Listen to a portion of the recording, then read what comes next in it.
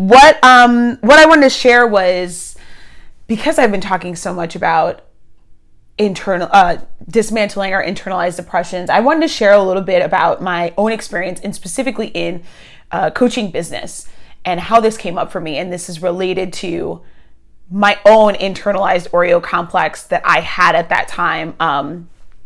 And not that it never stirs up. I have a process now, and I know how to work through it, and I can recognize it when it doesn't, like, oh yeah, that's that old story. We're not going there.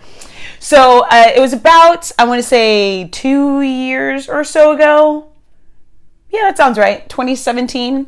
So about 2 years ago, as I was building my coaching, and I was kind of shifting, and I'm someone who, like, I will pivot when I find, like, when something feels like good and it's like, okay, this is where I want to be focusing, and then something feels like a better fit, I will pivot. And I was in, like, a place of that pivot. So it was around, I want to say, August of 2017.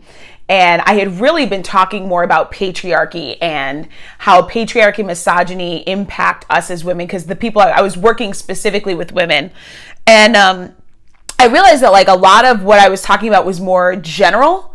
And in keeping things general, I was not really addressing the particular issues that Black women and women of color have to deal with.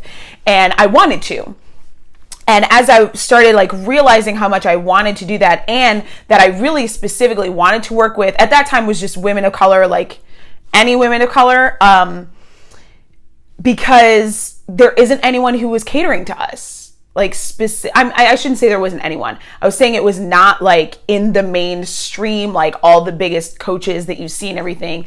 They're really white dominated spaces, and white centric and white led coaches and spaces. I was wanting to find, like, Black woman entrepreneur groups, and I felt apprehensive about going into these spaces. And I felt apprehensive about, you know, sharing what I do or engaging in these spaces the way that I had been doing in white dominated Facebook groups. I felt apprehensive. I felt anxious about it. And I had to really pause. I had to give myself a moment to pause and be like, okay, well, what's coming up for me? Hey, Mary Renee. I had to pause and really look at, like, what's coming up for me? Why am I feeling nervous about entering these Black spaces? I'm Black. Why do I feel weird here and I feel okay in the white dominated online spaces?